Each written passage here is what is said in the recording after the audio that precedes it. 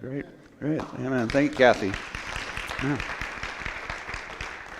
Those at home, or if you were in a different part of the room and you couldn't quite hear, Kathy Lane just gave praise to God 60 years ago today of her sanctification with the Lord speaking out to her. So thank you so much for those words.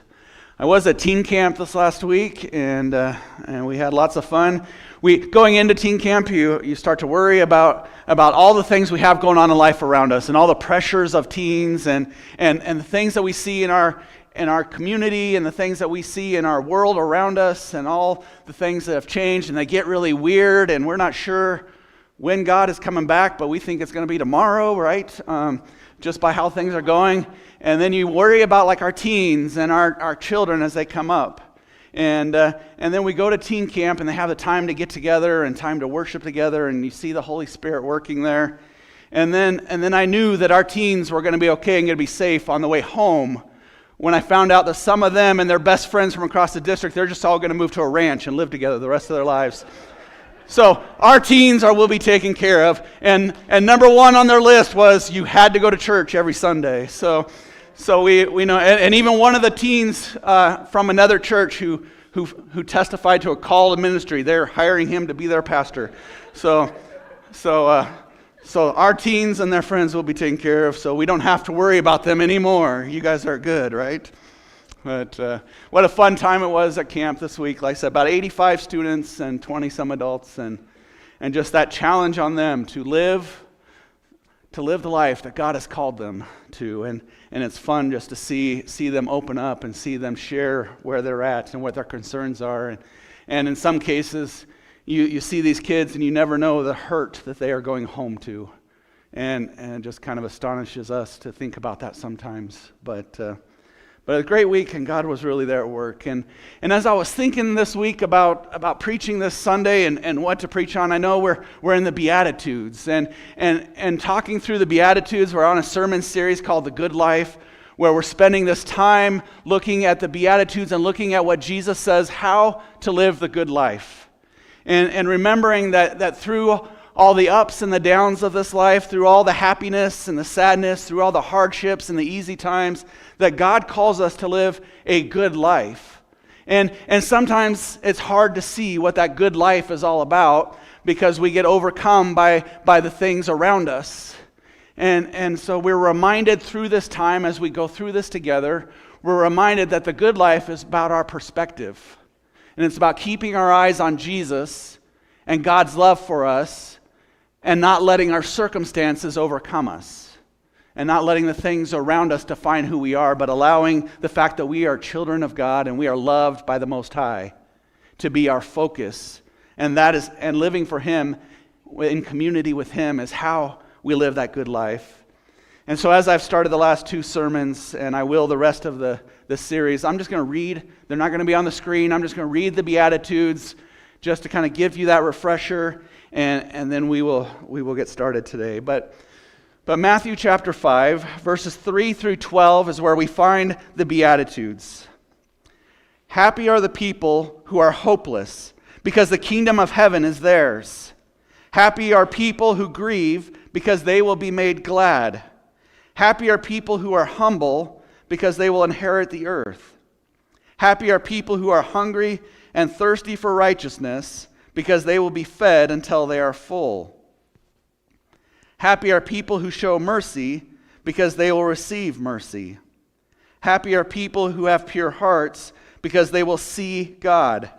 Happy are people who make peace, because they will be called God's children. Happy are people whose lives are harassed because they are righteous, because the kingdom of heaven is theirs. Happy are you when people insult you and harass you and speak all kinds of bad and false things about you, all because of me. Be full of joy and be glad, because you have a great reward in heaven. In the same way people harass the prophets who came before you.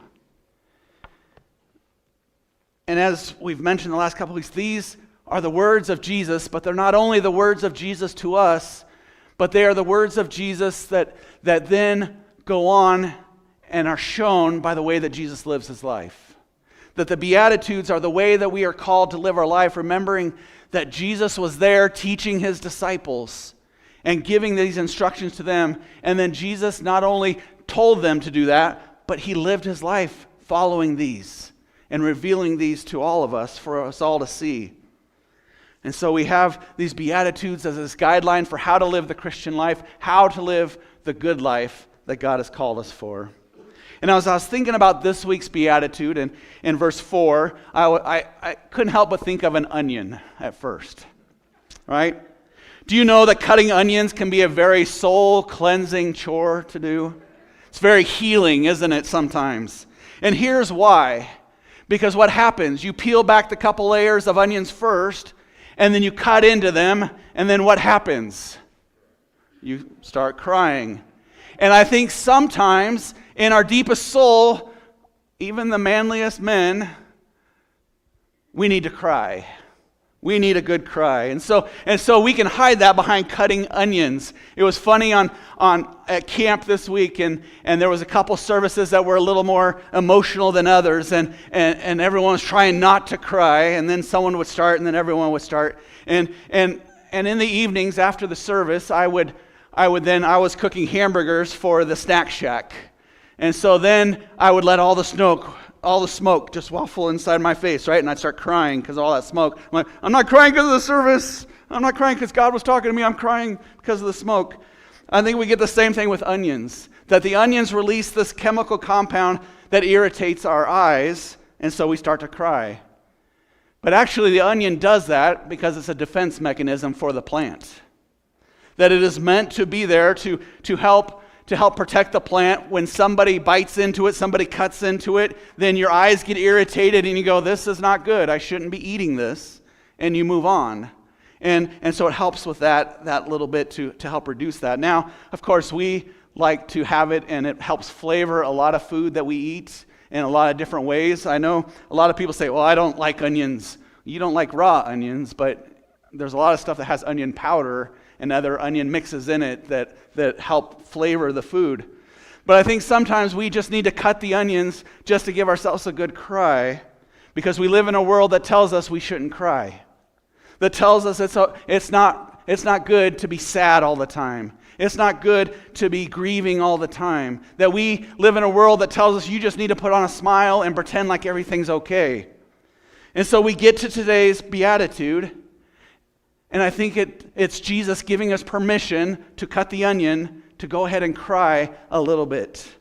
In Matthew 5, verse 4 is today's Beatitude. Happy are people who grieve, because they will be made glad.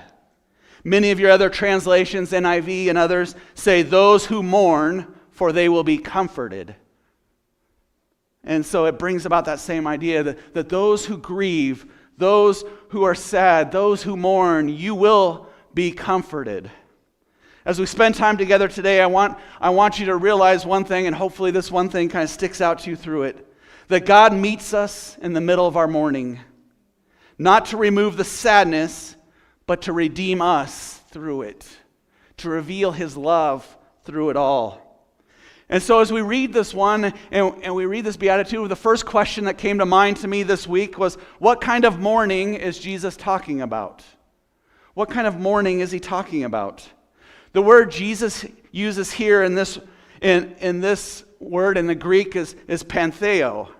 It is the strongest word found in the Greek language for mourning or for lamenting, for great sadness. It is often used to express the word when someone is just outright, just totally lost control, and they are out loud just crying away and blubbering and all that wailing and everything that goes on with that anguish of being so sad and being so grief-stricken. This loud wailing and agony usually is for someone you've lost or a situation you've lost, maybe a person who's really special to you. But it's a way of breaking down the heart, of just saying, my heart hurts for this situation, whatever that may be for you.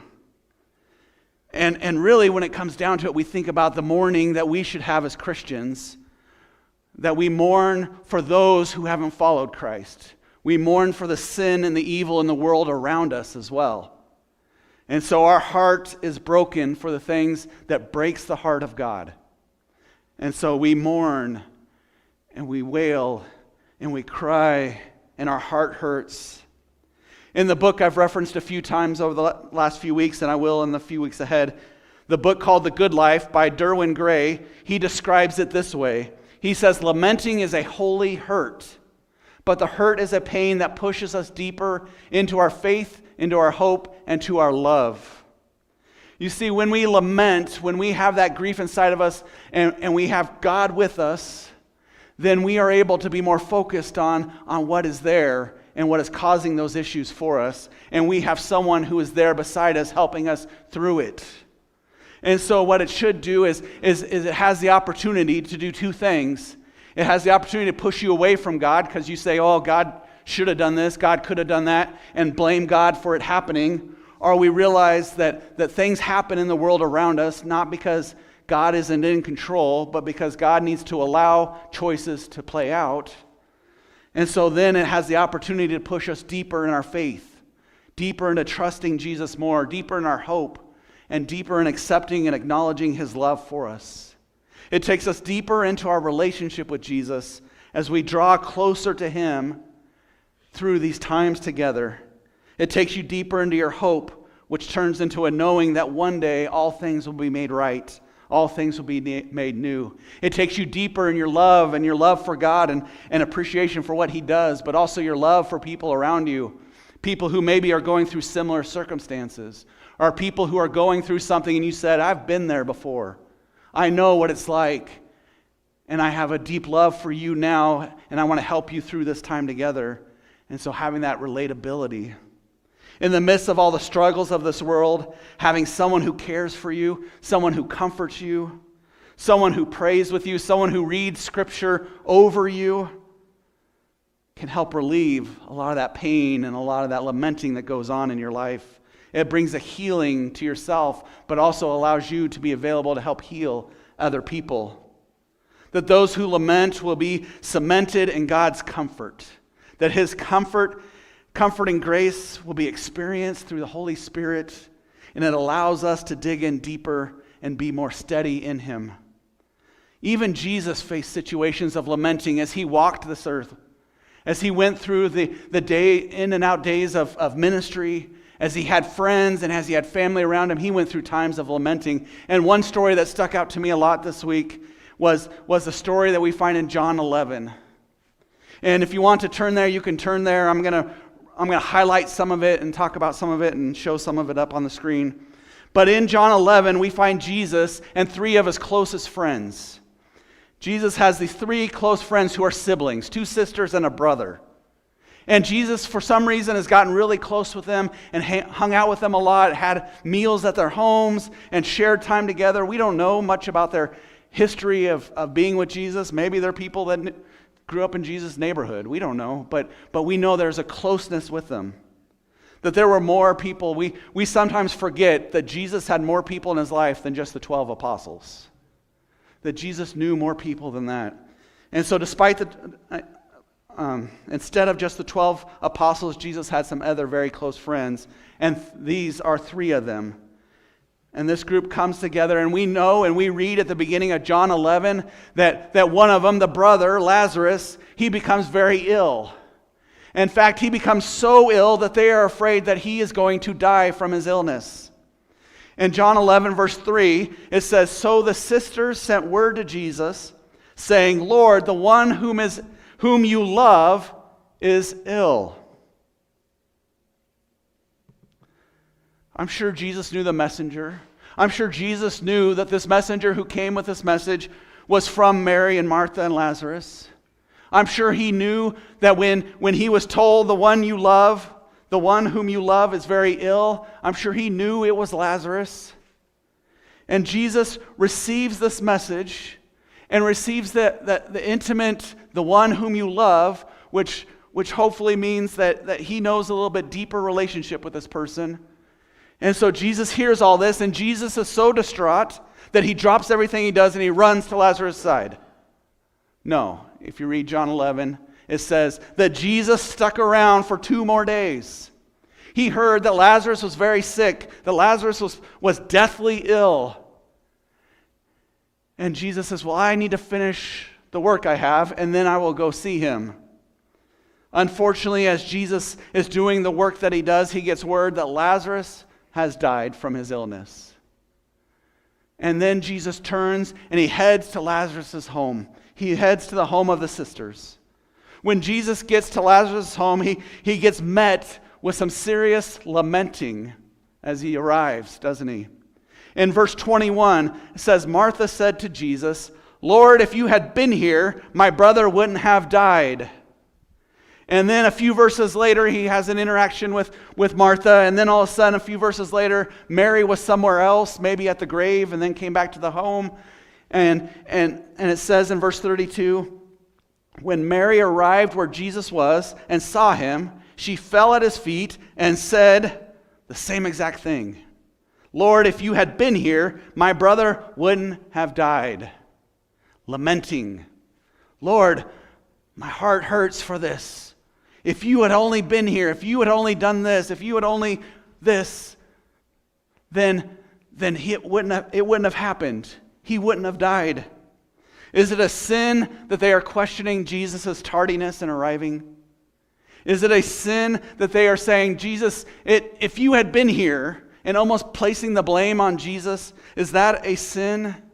No, it's not. We've all been there. We've all suffered a loss of some kind, whether it's a person, whether it's a great job that you had that you just didn't want to leave and you got let go of, whether it's that perfect house that you loved living in and finances and things changed and you had to move out of that house. Maybe times changed for something and you couldn't do something any longer. Maybe you had some friendships that have fallen apart. Maybe there's some financial issues that you're having and you're like, God, if only you would just step in and take care of this, it wouldn't have happened. We've all been there. It's all part of who we are. I think it's all part of the way God created us to be. After all, God created us to think for ourselves. He created us to be able to figure things out.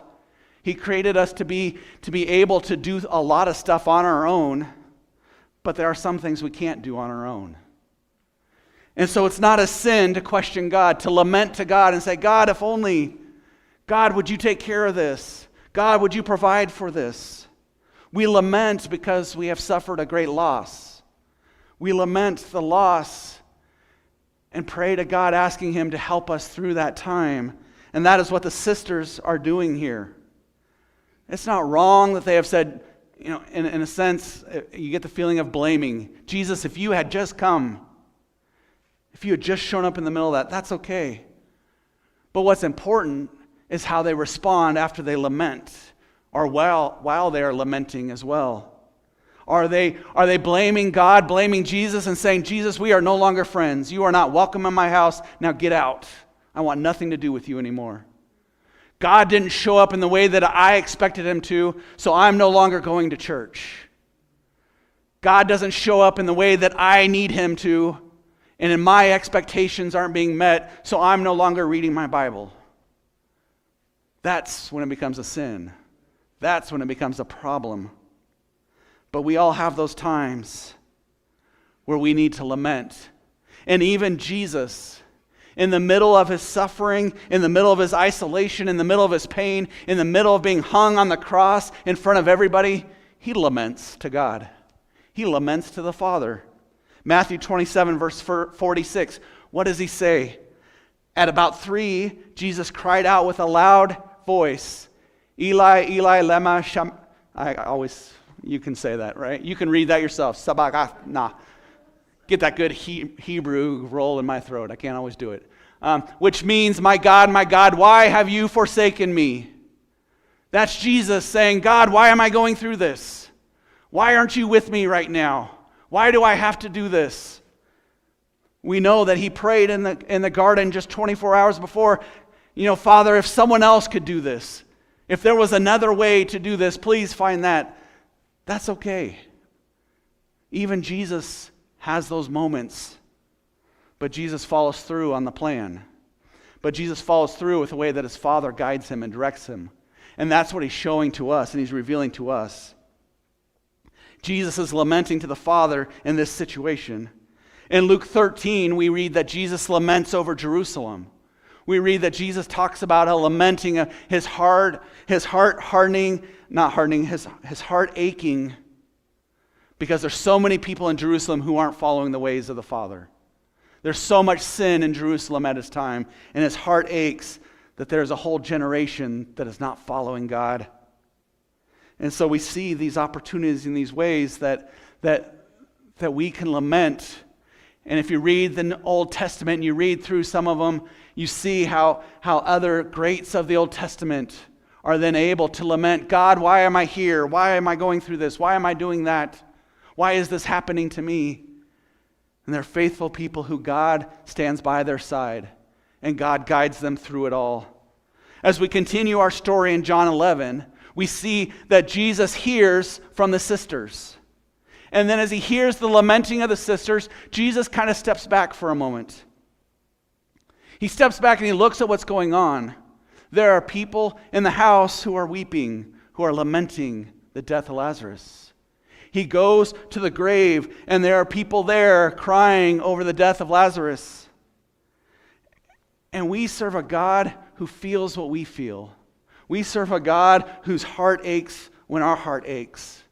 And we see it at this point in John chapter 11, the verse that every child likes to learn to memorize right away. When you say, I'll give you a prize if you memorize any verse in the entire Bible, right? We used to have Sunday night service, and Sunday night service, Pastor Ed would be up here with his quarters, and he'd be like, all right, kids, if you come forward and say a memory verse, I'll give you a quarter. And many kids, being confident, thinking they've somehow tricked Pastor Ed, they would come up and they would quote John 11, verse 35. Jesus wept. That's it. That's the entire verse. Now all of you have memorized a verse. Jesus wept. Jesus saw all that was going on. Jesus felt the sorrow around him, felt the need around him. But not only that, but Jesus' heart hurt because this was his dear friend. This was his dear sisters, his dear friend's sisters, who he was close with, who were hurting also. People close to him. And then someone close to him had died. And so Jesus takes all that in, and Jesus weeps over it as well. We have a God who weeps with us. We have a God who sees what we're going through, that's there by our side, and he can't help but cry with us, to have his heart ache for the things that hurt our heart. And he knows what it's like. We serve a God who knows what it's like to have that hurt in his life, to have those things missing and have that heartache and have that frustration. That Jesus experienced it himself. And so he knows what it feels like for us as we see these couple ways that he has lamented between himself being alone on the cross, the sisters and Lazarus and his dear friend are weeping, lamenting over the city. Jesus experienced that as human, and he knows what we're going through. He knows what it's like for you. It may seem odd when we read a verse like this today in Matthew 5:4, back to our beatitude. Happy are people who grieve because they will be made glad. It may seem odd to have that word glad in there. What does he mean, glad? What does he want from us? And so the second question I had this week was, how will we be made glad? How will we be made glad? Let's remember that this whole sermon series is about living the good life, living the life that looks beyond our earthly circumstances, a life that looks at focusing on Jesus and who he is, and the ways that he lived his life, and the ways that he taught us, and the ways that we read in the Bible, looking at those things. And as we're following him, no matter what happens in the world around us, no matter what we're grieving over, no matter what we're lamenting, he is there by our side, and he will help us through the ups and the downs of whatever it is we're facing. And so he is there. He has not abandoned you in your time of grief. He has not abandoned you in the things that you are lamenting in your loss. That he is there by your side. He provides for you a few ways to help you during this time. You won't be free of your lamenting. You won't be free of grief. Remember, we accept Jesus, we follow Jesus, we live the good life, and then we don't get a big bubble around us that bounces all the bad things off. We live in a world that has fallen. We live in a world that is not following the ways of God. And so bad things happen even to good people because of the fallen world around us. But he does promise us a few things that will help us overcome the ways of this world. And the first thing that he provides is he provides comfort with his presence. Jesus doesn't abandon us when we are in our times of grieving. And I know that when we are in times, especially of loss and deep loss, that sometimes it's hard to see above what's going on right in front of us. That we can get so overcome by that loss that we are temporarily distracted from seeing things around us. But we are promised by God that he is there with us through it all. We are promised by God that he is by our side all along the way. David reassures us of this throughout the Psalms, but Psalm 34, verse 18 especially, the Lord is close to the brokenhearted. He saves those whose spirits are crushed. So spend your time crying out to God. Spend your time reading his scripture. Spend your time listening to trusted Christian friends who can help guide you and give you some wisdom along the way. Spend time searching for God. If you're not feeling him right where you're at in the middle of your lamenting, keep searching for him and he will show up for you. He will be there through the pain and through the loss and through all that you have going on. Keep focused on him, and then you will feel and see his presence at work around you.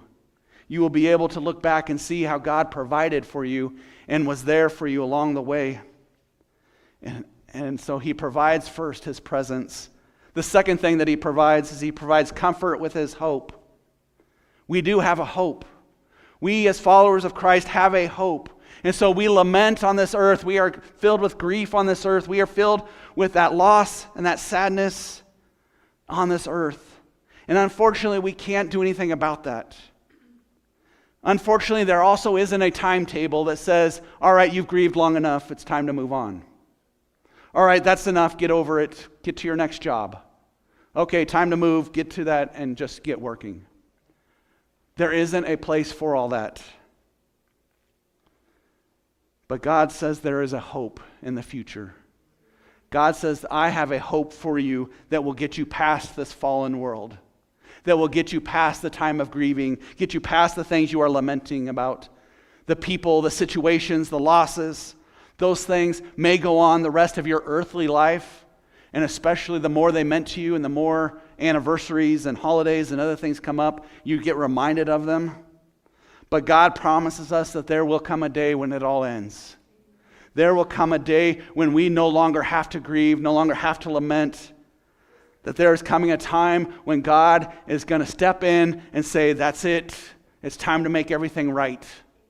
That he has allowed evil to have its way, Satan to have his way and his influence on creation. And it's time to make everything straight and everything right and put them in their place. And we will have that day, and we have fulfillment and promise of that day if we are followers of Jesus Christ. And that we can then on that day find the fulfillment that he intended for us to have from the very beginning. And so in Revelation 21 verse 4, Jesus says, he will wipe away every tear from their eyes. Death will be no more. There will be no more mourning, no crying or pain anymore, for the former things have passed away. There will come a time when your mourning ends. There will come a time when you won't feel the sting of that loss anymore. That the resurrection of Jesus Christ is proof that there will come a time when God says, that's it, it's finished. He has the power to defeat. And he proved it through the resurrection. And he proves that one day he will make it all fresh again. And your mourning and your lamenting will not last into eternity. Will not last on forever.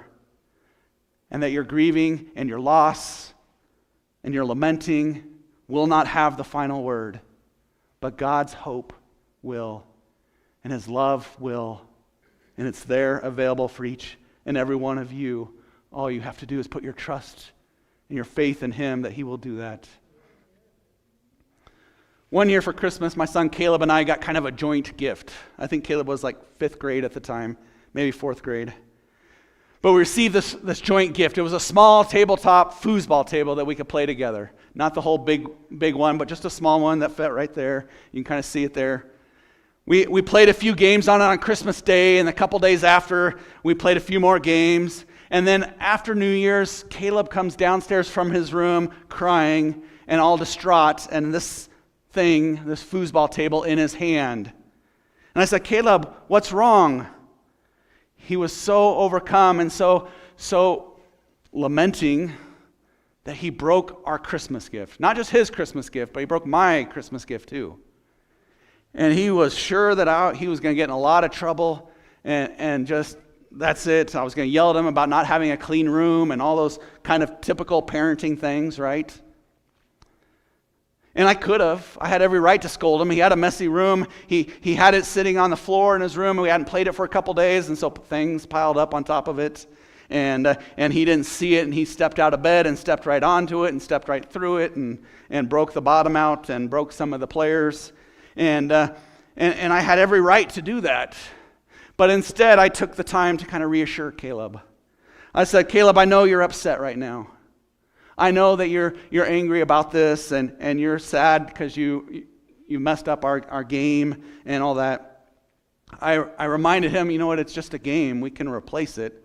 We can just, this was before Amazon got really huge, but nowadays I just order Amazon. It'll be here in 2 days. But I took the time. Instead, my son, who was lamenting, who was grief-stricken over this broken game, I took the time to comfort him. Tell him it was going to be okay. Telling him I loved him and we'll figure something out, and it's not that big a deal. The cool thing is that is what God does with us. That God responds when we come to Him with our grief, when we come to Him with our lamenting, with our loss, and we just cry out to Him, God, I am, and we tell Him all the things that we are. He doesn't scold us. He doesn't say, that's wrong. You should not be feeling that way. He doesn't say, I can't believe you talked to me that way. He doesn't say, that's it, you're in trouble now. But instead, He receives us. And He's there with His arms open wide, ready to just hug us, ready to just comfort us, ready to guide us through whatever that grief, whatever that loss is that you've been thinking about.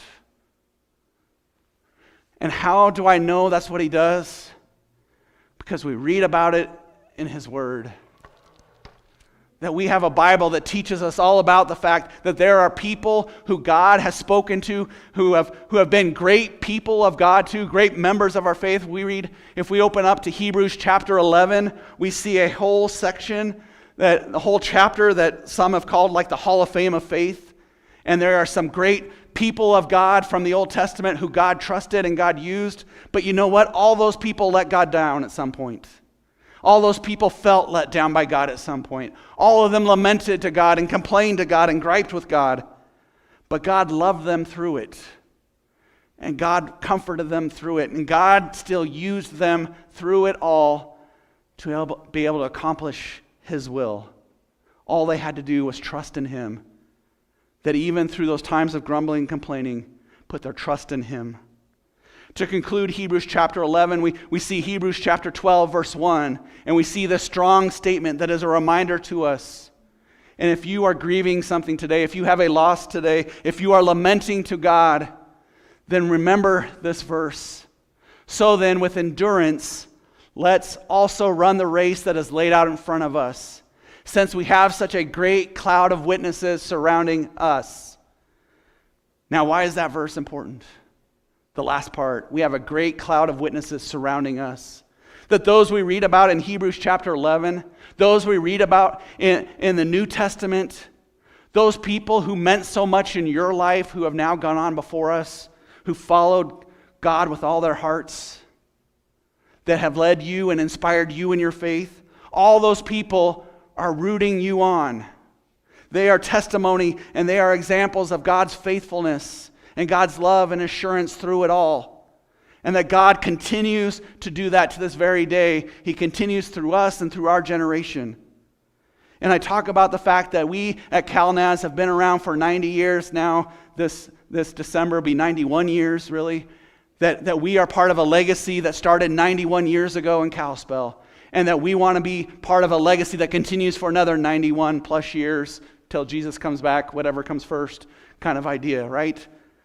That we want to be that because there is a God who loves you, a God who cares about you, a God who is there for you no matter what you are going through today, no matter what you're going through tomorrow, no matter how you may be lamenting, crying out to him, he is there for you. It's the same God who was in the Old Testament with Abraham, with Joseph, with Moses, with David, with Elijah and Elisha, all the way through to Peter and Paul, to James, to all the others that we read about, to those who have been part of the Christian faith since then and in the future. It's the same God who shows himself to be faithful and true from yesterday, today, and into tomorrow, the days to come. As we enter into our reflection time, we're going to spend a moment just kind of singing that song, that reminder. I wanted to remind you today, if you need to come and pray, feel free to come and pray at the altars. But I wanted our closing song to be a reminder that we serve and worship the same God who has been faithful and true from the very beginning and will be to the very end. And I want to close with this thought, and then we'll stand and sing. But happy are those who lament, for they will be cemented in God's comfort. Whatever you're going through, God will bring you in, and I love the word cemented there. That is steadiness, right? That is solid.